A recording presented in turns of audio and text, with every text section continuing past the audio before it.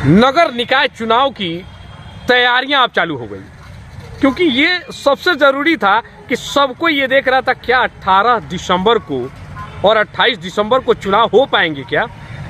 तो क्लियर हो गया बिल्कुल, सुप्रीम कोर्ट ने वो जो याचिका दायर हुआ था उसको बिल्कुल खारिज कर दिया। तो साथ में ये आगे बढ़ता चला गया कि भाई अब तो चुनाव होना है, सारी तैयारियां अब होनी है, तो सब कुछ होना तय हो गया, सुनिश्चित समय पे ही होगा और हर कैंडिडेट अपने अपने हिसाब से तैयारियों में जुट गए।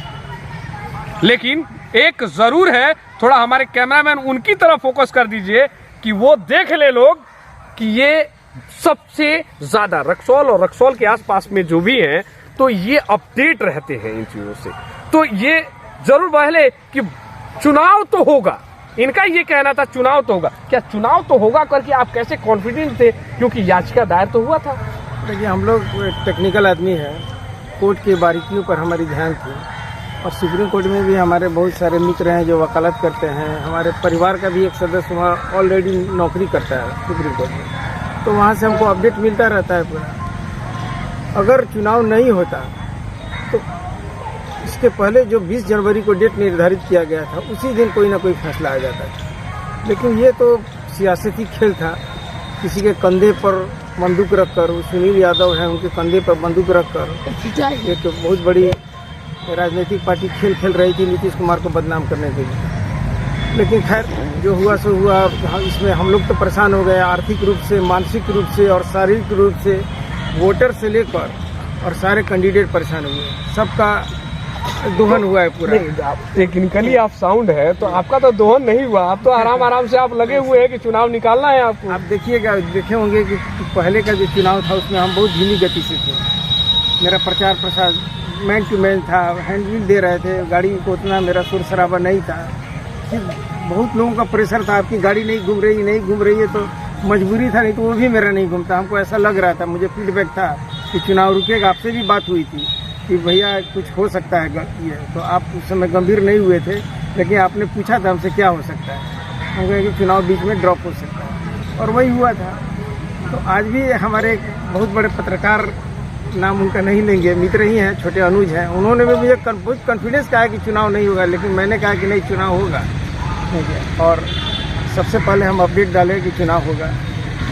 चलिए, अब देर आए दुरुस्त आए, अब सारी बाधाएं दूर हो गई है और हम लोग अब जोर शोर से ताकत से लगेंगे। इस बीच अच्छा ये हुआ है कि हमने राजनीतिक रूप से अपनी सक्रियता ग्राउंड रियलिटी पे बहुत एक चीज मैं आपको बता दूं, सबसे पहले रक्सौल और रक्सौल के आसपास में न्यूज देने वाला ये ग्राउंड रिपोर्ट 24 है, जो चाहे इनके माध्यम से कहें या और भी माध्यम से मैं कहूं, जहां से जानकारियां मुझे मिली मैं सबसे पहले आपको दिया, चाहे वो डिजिटल माध्यम हो या मैं लाइव आके आपको दिखाया। उन सारी बारीकियों को मैंने बताया, किन कारणों से सुप्रीम कोर्ट बिल्कुल क्लियर कर दिया कि चुनाव उसी समय में होगा। मैंने भी सबसे पहले दिखाया था, ये आपने भी देखा होगा क्योंकि आप नमाज के समय में बैठे हुए थे उस समय। बिल्कुल, आपका फोन आया तो हम बोले कि हम जुम्मा है, हम नमाज पढ़ रहे हैं, चुनाव होगा, बस इतना आपको हम अपडेट दिए, बोले चुनाव नमाज बाद आपसे बात करते हैं। चलिए, तो आगे की रणनीति थोड़ा सा बताइए। आप कैसे, आपने तो पहले से ही चुपचाप, क्योंकि आप टेक्निकली साउंड है तो सारी तैयारियों को कर रखा है आप। सबसे पहले मैं, अभी आप देखे होंगे कि हमारे घर पर आपका भी चैनल ने इसको अपडेट किया है ग्राउंड रिपोर्ट में कि लगभग 17-18 पार्षद हमारे घर पे आए थे। तो ये संकेत सब कुछ समझ रहा है कि क्या है, हमारी स्वीकारता है, मेरी पत्नी की स्वीकारता है, तब तो इतने लोग, इसमें पुरुषोत्तम जी जो राजनीति के चाणक्य कहे जाते हैं नगर परिषद, उनका आना, सुरेश चंद्रवंशी जी का मेरे साथ खड़ा होना, नन्हे श्रीवास्तव जी का मेरे साथ खड़ा होना, कुंदन जी का मेरे साथ खड़ा होना, अनवारुल भाई का मेरे साथ खड़ा होना, शकील भाई का मेरे साथ खड़ा होना, ये लोग एक छत्रप है लोग। राजेंद्र जी का मेरे साथ खड़ा होना, पासवान जी, ये विधाचल पासवान के साथ आना, और विश्वनाथ जी 1 नंबर वार्ड के पुत्र आए, छोटा भाई है, बहुत हमसे स्नेह रखता है, उनका साथ खड़ा होना। उसके बाद चीनी राम जी बीमार थे, वो आते नहीं तो उनके पुत्र आए, सलमा खातून का समर्थन मिला। तो ये सब ऐसे नहीं है पूरा, इतना कुछ उन लोगों को लग रहा है कि हाँ, नूरला खान के नेतृत्व में। तो आपने एक लंबी चौड़ी फेयरलिस्ट सामने लगा दी है, कि इतने लोगों ने मेरे साथ अगर साथ में बैठे हैं तो कहीं कुछ न कुछ इशारा किसी राजनीति में बड़े पहचान की तरफ कर रहा है। क्या ऐसा लगता है? बिल्कुल बिल्कुल, रक्सौल बदलने जा रहा है। मुझे विश्वास है, रक्सौल की जनता मन बना चुकी है। ये जो दिखाई दे रहा है, जो जितने लोग हमारे अलावा 15 लोग हैं, उसमें से 3-4 आदमी तो टेस्टेड हैं, ये सभापति रह चुके हैं। ये आउट ऑफ डेटेड लोग हैं। ये अपनी इन लोगों के तंबू में आखिरी कीड़ा ठोकाने का समय आ गया है। ये लोग सिर्फ अपना वेंटिलेटर पर सांस ले रहे हैं। बाकी जो लोग हैं उनको कोई अनुभव नहीं है। ये लोग सिर्फ हिरिस में नहीं होता है कि हम हिरिस में आइए चुनाव लड़ेंगे।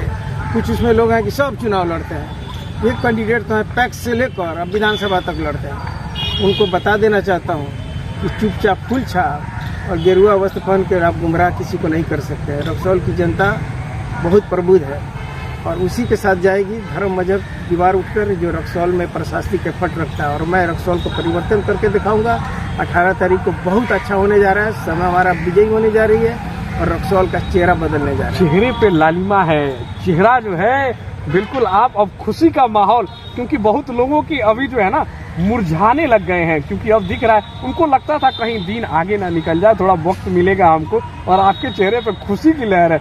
ऐसा क्यों? आपने तैयारियों में कुछ लग रहा है कि बहुत साइलेंटली आपने किया है। देखिए, अंदर खाने की राजनीति में 100% की राजनीति नहीं होती है। सबको खुश नहीं किया जा सकता। एक परिवार में पिता अपने सभी बच्चों को खुश नहीं रख सकता, सबको बांध तो नहीं सकता। कितना भी ईमानदारी पूर्वक काम कर ले, किसी न किसी की नाराजगी रहेगी। लेकिन जो स्वीकारता है, मुझे दिख रहा है, पब्लिक की आंख में दिख रहा है, और आप हमसे बात कर रहे हैं सबसे पहले आकर, ये भी मेरी स्वीकारता है। सारे अभी आपके अलावा कितने लोग हमको फ़ोन कर रहे हैं कि हमको, लेकिन भैया सॉरी बोल रहे हैं, हमारे पास समय अभाव है, क्योंकि आपको फील्ड में जाना है। जी भैया, अब हम दुगुनी ताकत से लगने वाले हैं। चुनाव क्या होता है, चुनाव का रणनीति क्या होता है, ये हम बताएंगे। अभी तक तो लोग पैसा दिए, खरीद लिए, चेयरमैन बन गए। फील्ड में गए तो उनको नाको चबाना पड़ रहा है पूरा। ऐसे लोगों को जनता नोच लेगी, भकोट लेगी, लेकिन वोट नहीं देगी। उनका पैसा जाएगा। मैं आपके चैनल के माध्यम से ये बताना चाहता हूँ। चलिए, बहुत बहुत धन्यवाद। आप चलिए, आपका भी बहुत बहुत शुक्रिया, आपने इतना कीमती समय दिया हमको। ये समय देखिए, समय चक्र जो है, समय चक्र चल गया है।